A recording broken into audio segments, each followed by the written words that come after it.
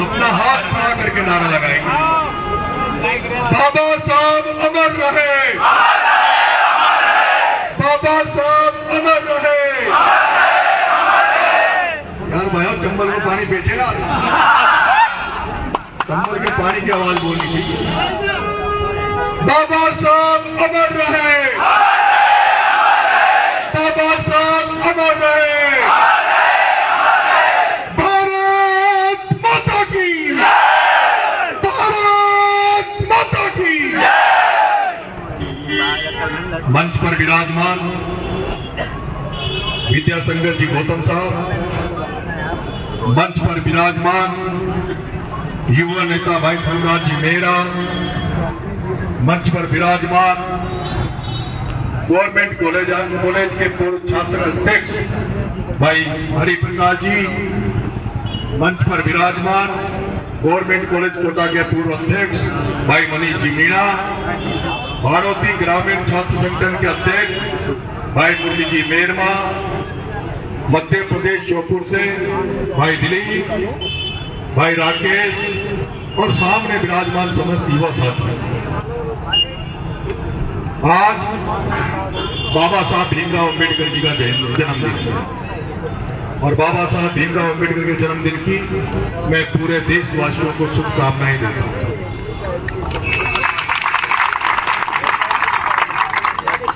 मेरे प्यारे युवा साथियों, देश की आजादी की लड़ाई चल रही थी और भगत सिंह को फांसी अनाउंस हो गई थी कि भगत सिंह को 23 मार्च को फांसी दी जाएगी। उनके परिजनों को एक मौका दिया गया कि आप फांसी के पहले उनके मां और पिता भगत सिंह से मिल सकते हैं। उस समय के तात्कालिक नेताओं ने कहा कि अगर भगत सिंह राजी हो जाए तो उसे समझाओ, वो सरकारी गवाह बन जाए, उसकी फांसी की जो सजा है उसको माफ कर देंगे।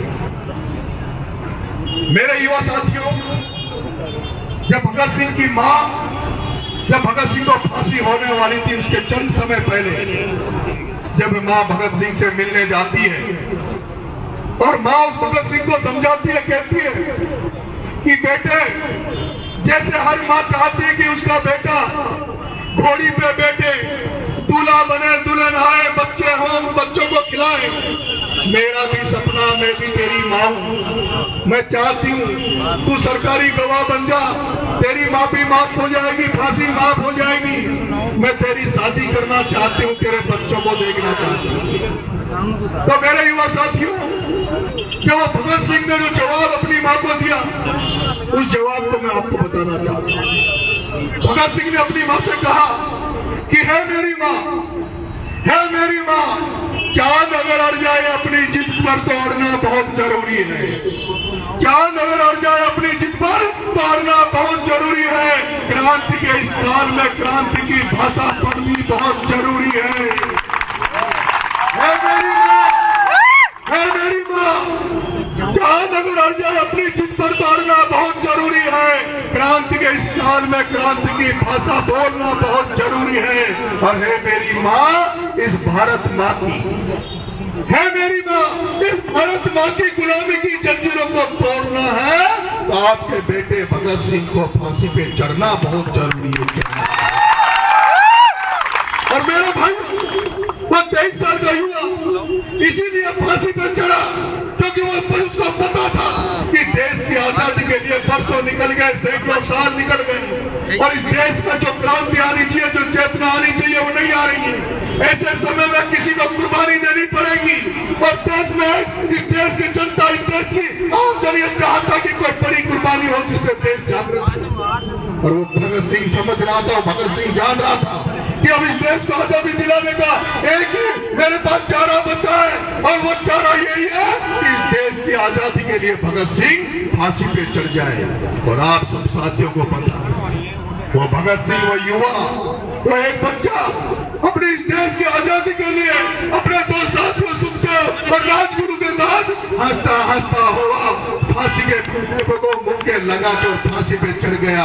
वो इस देश की जनता, मेरे भाइयों, वो भगत सिंह, सुखदेव, राजगुरु, वो भगत सिंह, सुखदेव, राजगुरु इस देश को, इस दिन को देखने के लिए फांसी पे नहीं चढ़े थे। वो इसलिए नहीं चढ़े थे कि इस देश में, इस देश को हम आजादी की लड़ाई लड़ रहे हैं,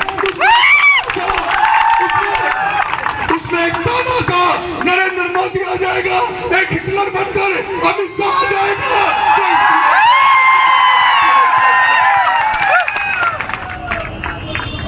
मेरे भाइयों, आपको पता है, मेरे भाइयों, आपको पता है, जब देश आजादी की खुशनुमा पल को जी रहा था, देश आजाद हो रहा था, एक तरफ आजादी का झंडा फहराया जा रहा था और दूसरी तरफ कुछ नेताओं द्वारा इस भारत को कमजोर करने के लिए, इस भारत को तोड़ने के लिए, इस भारत को धर्म की राजनीति में उलझाने के लिए, इसको तोड़ने के लिए हिंदू मुसलमान को लड़ाया जा रहा था। एक तरफ देश की आजादी का पर्व मनाया जा रहा था और दूसरी तरफ हिंदू मुसलमानों में दंगे कराए जा रहे थे। और आपको वो दिन भी पता होगा जब हिंदू मुसलमान के देश में दंगे फैल गए, पाकिस्तान भारत के बंटवारे का जहर पूरे देश में फैल गया था, तो जहां कुछ नेता, जो चंद नेता आजादी के मजे लेने के लिए अलग निकल रहे थे, उसी समय इस देश का महात्मा गांधी, उसी समय देश के राष्ट्रपिता महात्मा गांधी ने उस हिंदू मुसलमान के दंगों को खत्म करने के लिए अनशन चालू कर दिया। उसको चिंता नहीं थी, उसको चिंता थी कि जिस मेहनत से इस देश को आजाद कराया है, वो मैं देश को हम भी करने नहीं देंगे, उस देश को कमजोर नहीं करने देंगे। और वो हिंदू मुसलमानों के दंगों को रोकने के लिए खुद अनशन पर गए। मेरे भाइयों, आज देश कहाँ जा रहा है? ये देश कहाँ जा रहा है? किस तरफ जा रहा है? आज बाबा साहब भीमराव अम्बेडकर का जन्मदिन मनाने हम सब लोग यहाँ इकट्ठे, बाबा साहब भीमराव अम्बेडकर का जन्मदिन मनाने हम इकट्ठे हुए। बाबा साहब भीमराव अम्बेडकर कौन थे? उन्होंने संविधान बनाया, संविधान में जो प्रावधान किए वो किनके लिए किए? मेरे भाइयों, आप सोचो तो सही, वो समय कैसा होगा जब गांव में दलित भाई, जब गांव में पिछड़े भाई कुएं में पानी भरने जाए, उनको पानी नहीं भरने दिया जाए, उन कुओं में जहर डाल दिया जाए। जब दलितों के बच्चे जब स्कूलों में जाए तो उनको स्कूलों में प्रवेश नहीं दिया जाए। जब दलितों के बच्चे जब किसी मंदिर में पूजा करने का मन बनाकर जाए, उनको पूजा नहीं करनी दी जाए। जब दलितों के बच्चे जब शादी में उनका मन करे कि जैसे दुनिया, जैसे बाकी लोग घोड़ी पे बैठ के बरातों में जाते हैं, तो आज हमें भी वो मौका मिले, दलित भाई भी घोड़ी पे बैठ कर बरात में निकले। जब उनको घोड़ी पर नहीं बैठने दिया जाता था, आदिवासियों को जंगलों में रहने के लिए मजबूर किया जा रहा था। इस देश में असमानता का वातावरण था और जिस तरह से इस देश को जाति और धर्मों में बांटा जा रहा था, उस समय बाबा साहब भीमराव अम्बेडकर ने एक ऐसा संविधान बनाया जो संविधान सब लोगों के लिए था, सब धर्मों के लिए था। उसमें हर तबके को, हर वर्ग को अधिकार दिए गए, केवल दलित आदिवासियों को अधिकार नहीं दिया गया। इस देश को चलने के लिए, इस देश की कानून व्यवस्था बनाने के लिए जो रास्ता बाबा साहब भीमराव अम्बेडकर ने इस देश को दिया, भारत को दिया, वैसा संविधान वर्ल्ड में नहीं है, संसार में नहीं है। आज समय बदल रहा है, वापिस इस देश को गुलामी की तरफ ले जाया जा रहा है। जो सत्ता में लोग बैठे, जो नरेंद्र मोदी, अमित शाह बैठा है, अगर कोई व्यक्ति उनके खिलाफ बोल जाए, कोई उनको भारतीय जनता पार्टी को कमजोर करने का कोई शब्द बोल जाए, आप सबके सामने मेरे भाइयों, वो बिहार का लालू यादव, जिसने अपनी जिंदगी कमजोरों के लिए, पिछड़ों के लिए, आरक्षित वर्ग के लिए अपनी जिंदगी खपा दी, उस व्यक्ति को जेल में डाल दिया। लेकिन वो लालू यादव जेल तो चला गया, लेकिन ना अमित शाह से समझौता किया, ना नरेंद्र मोदी से। और आज आपके सामने प्रस्तुति, आज आपके सामने खुली किताब है। आप सारे छात्र पढ़े लिखो, मैं आपसे पूछना चाहता हूँ, उस शिबू सोरेन जो झारखंड का मुख्यमंत्री है, उसकी ऐसी कौन सी गलती है जो उसको जेल में पड़ा है? उसकी सिर्फ गलती है तो यह है कि वो भारतीय जनता पार्टी में नहीं है। उसकी गलती है तो सिर्फ यह है कि वो एक आदिवासी, एक ट्राइबल है। और दूसरा मुख्यमंत्री अरविंद केजरीवाल, जिसने इस देश में एक नई राजनीति की क्रांति लाई, जिसने इस देश में भ्रष्टाचार के खिलाफ, करप्शन के खिलाफ आंदोलनों की राजनीति पैदा की, और जिसने इन चोरों को दिल्ली से भगाया, जिसने पंजाब से भगाया, उस अरविंद केजरीवाल पे आरोप लगा दीजिए।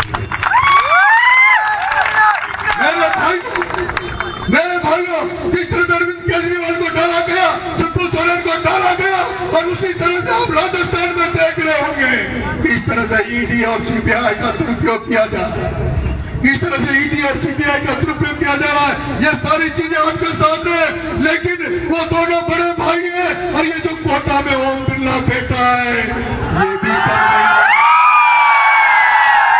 ये जो कोटा में ओम बिरला बैठा है मित्रों, ये भी कम नहीं है।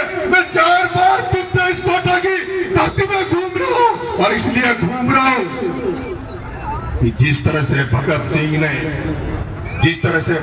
ने इस देश की आजादी के लिए हंसते हंसते फांसी पे चढ़ गया, इस नरेश मीणा भी इस कोटा की धरती पे बूंदी, झालावाड़, भूतबारा के जो लोग गुलामी में चले गए, जिनको गुलाम बनाना चाहते, जो चंद लोगों ने नेतागिरी में कब्जा कर लिया, उनसे आजादी दिलाने के लिए नरेश मीणा को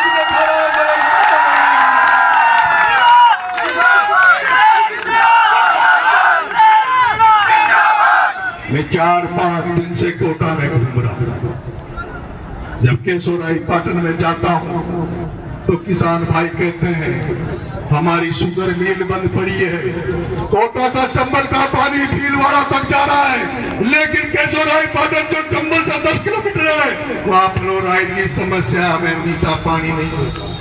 कल रामगंज मंडी गया तो एक बिरला की फैक्ट्री लगी हुई है मोड़क में, वहां युवाओं ने बताया भाई साहब हम बेरोजगार घूम रहे हैं, हमारे पास नौकरी नहीं है, नौकरी करने बिरला की फैक्ट्री में जाते हैं तो हमें कंपनी 15,000 देती है और ठेकेदार हमें 6,000 रुपए देता है। कोई सुनने वाला नहीं है, क्योंकि बिरला जी दोनों भाई हैं। मेरे प्यारे भाइयों, एक केवल फैक्ट्री के बारे में सुना, एक केवल फैक्ट्री है जो बिरला जी की खुद की फैक्ट्री है, जिसके हालात के आप सबके सामने। एक भाई की उसमें हाथ पांव कट गए थे, उसने मुआवजा मांगा, इस धरती में आंदोलन भी हुआ। अरे बिरला, तू कंबल बांटता है, तू लोगों की मदद करता है, तेरे में कहीं तेरा दिल और दिमाग काम करता है, तो उस आदिवासी बच्चे, उस मीणा के बच्चे को भी तू घर से भी मदद कर सकता।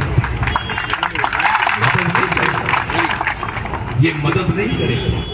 मेरे भाइयों, मैं देख रहा हूं कोटा की धरती पर ये ओम बिरला चाहता तो आपके बीच में एयरपोर्ट आ जाता, ये ओम बिरला चाहता तो कोटा में IIT आ जाती, ये ओम बिरला चाहता तो आपके बीच में आ जाती, ये ओम बिरला चाहता तो कोटा में यूनिवर्सिटी खुल जाती।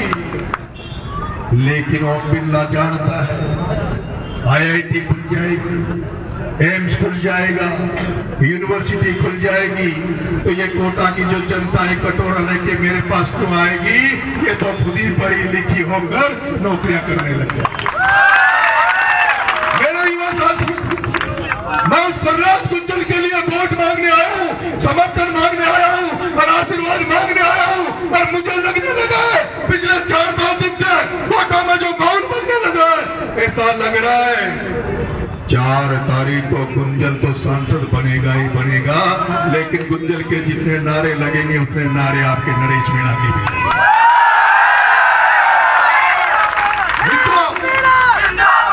मित्रों, हालांकि की राजनीति बदल रही है, हालांकि की राजनीति बदल रही है, हालांकि जिन लोगों ने राजनीति में कब्जा करके बैठे हैं उनकी नींवें हिल रही है। आप इस ये जो यज्ञ हो रहा है, राजनीति बदलने का जो हवन हो रहा है, इसमें आहुति देने का समय आ गया है। आप सब लोग मिलकर मेरे ओम बिरला को चंबल के किनारे तो मैं ले गया, अब धक्का देने की जरूरत है। ओम बिरला चंबल के साथ साथ बह जाए और ये कोटा बन जाए। मेरे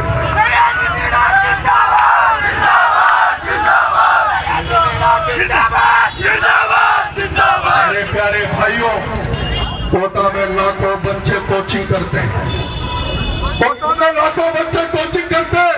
जिन्होंने मेरा राजनीतिक इतिहास देखा होगा, जिन्होंने मेरी जयपुर में छात्र राजनीति देखी होगी, आप सब जानते हैं कि राजस्थान में जब हमारे छात्रों की छात्रवृत्ति बंद कर दी थी तो आपका भाई नरेश मीणा जयपुर में 7 दिन तक आमरण अनशन किया और 7 दिन आमरण अनशन करने के बाद आपके इस छोटे से भाई ने राजस्थान सरकार को झुकाया, केंद्र सरकार को झुकाया और बंद हुई छात्रवृत्ति को चालू मैंने करवाई।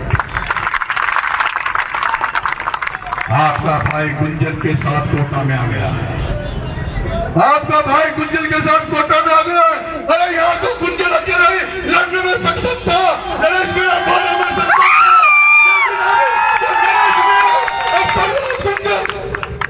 जब नरेश मीणा और प्रहलाद गुंजन, जब दोनों की जोड़ी जब सड़कों पे निकलेगी, जब दोनों की जोड़ी जब छात्रों की फीस माफ कराने के लिए निकलेगी, छात्रों को जो कमरों से किराए पे रहते हैं उस किराए पे सरकार से छात्रवृत्ति दिलाने के लिए जब सड़कों पे निकलेगी, तो बताओ किसी सरकार की होगा तो हमारी बात नहीं। मेरे प्यारे भाइयों, मेरे प्यारे भाइयों, मैंने एक कल मैंने वीडियो शेयर किया था। बिरला जी की बेटी जो फर्जी तरीके से बिरला जी ने उसको कलेक्टर बना दिया, वो कलेक्टर बेटी रोडों पे प्रचार करती डोल रही है और उस बिरला की छोरी का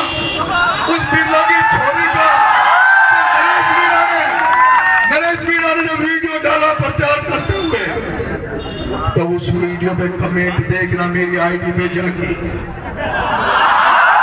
उस आईडी पे जाके कमेंट देखना। बिरला जी की ना तो जनता में बची है दुकान, सोशल मीडिया पे कोई नाम लेने वाला नहीं बचा।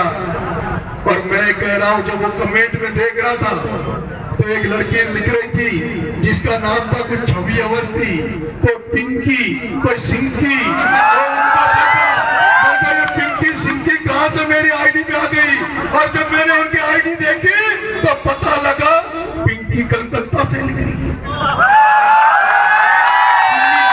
सिम्मी उड़ीसा से लिख रही है।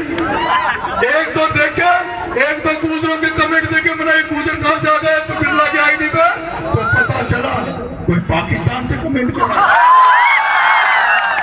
बिरला जी, अब आपकी ये मैनेजमेंट की दुकान ज्यादा नहीं चलेगी, अब ये मैनेजमेंट की दुकान ज्यादा नहीं चलेगी, कंपनियां हायर करके पैसों की दुकान नहीं चलेगी। क्योंकि मेरे युवा साथियों, क्योंकि मेरे प्यारे बच्चों, मेरे युवा साथियों, ये एक युद्ध है, धर्म युद्ध है, जिसमें अगर रामायण का राम गुंजन है तो लक्ष्मण नरेश मीणा खड़ा है। मेरे युवा साथियों, जिसमें अगर महाभारत का दर्शन कोई है तो वो गुंजन है, तो अर्जुन नरेश मीणा खड़ा है। और आजादी का लाला लाजपत राय प्रहलाद गुंजन है, तो भगत सिंह बनकर लाला लाजपत राय के साथ। आदरणीय बिरला जी, देख लो तमाशा, जनता इंतजार कर रही है कि 26 तारीख कब आए, 26 तारीख कब आए, कब हम गुंजन की आज के निशान पर बैठक दबाकर गुंजन को लाखों वोटों से जिता कर भेजे। ये कोटा की जनता इंतजार कर रही है। मेरे प्यारे भाइयों, आप अपने भाई को आशीर्वाद दोगे? आप मेरी बात से सहमत हो? करके बताओ। मेरे युवा साथियों, आज से आपको सोशल मीडिया जहां कहीं भी हो, आपको सबको हमारी मदद करनी है। और मैं निवेदन करना चाहता हूं, इटावा के कितने बच्चे हाथ खड़े करो, इटावा के सारा इटावा का जगह, अच्छा इतने सारे इटावा के, अब सांगों के हाथ खड़े करो, अब बूंदी का करो, बूंदी का। मेरे युवा साथियों, मेरे प्यारे भाइयों, आपके नरेश मीणा की प्रतिष्ठा का सवाल है। ये चुनाव गुंजन के साथ साथ आपका भाई नरेश मीणा भी लड़ रहा है। इसलिए मेरे प्यारे भाइयों, 26 तारीख को वोट करेंगे। आप 2 दिन पहले आपके भाई के खातिर 2 दिन का समय निकाल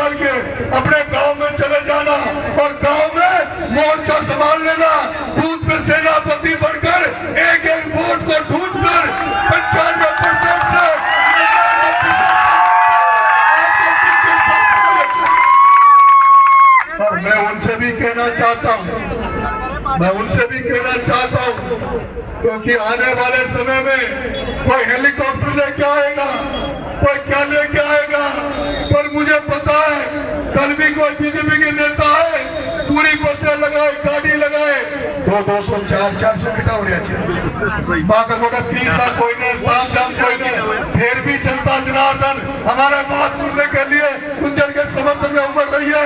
इससे तय हो गया है कि भारत में नई राजनीतिक उदय होने वाला है। अंतिम समय में मेरे प्यारे भाइयों, 2 लाइन के साथ अपनी बात को खत्म करूंगा।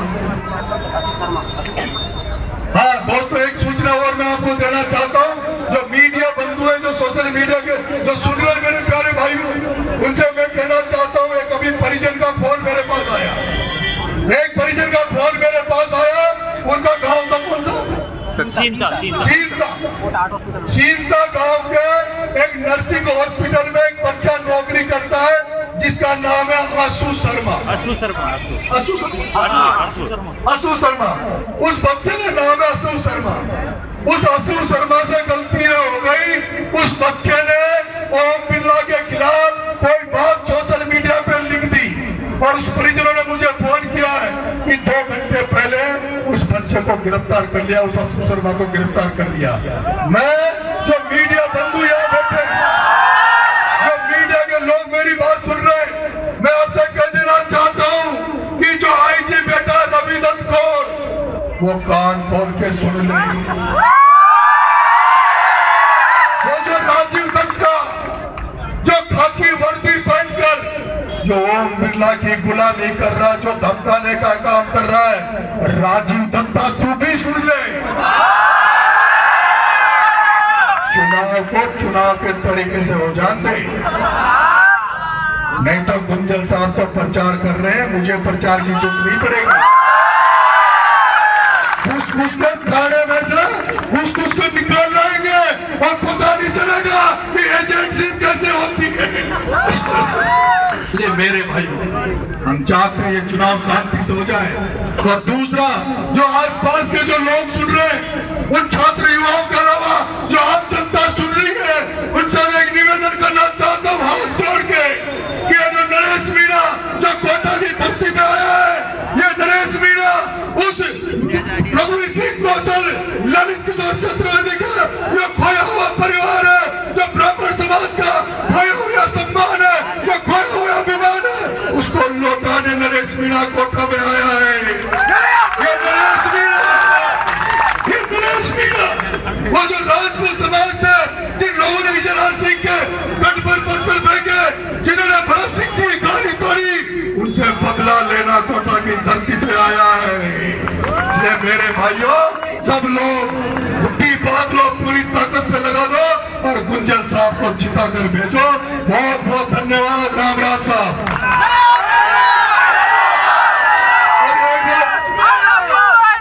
एक नूतन देर जारी छू, अगर गुंजन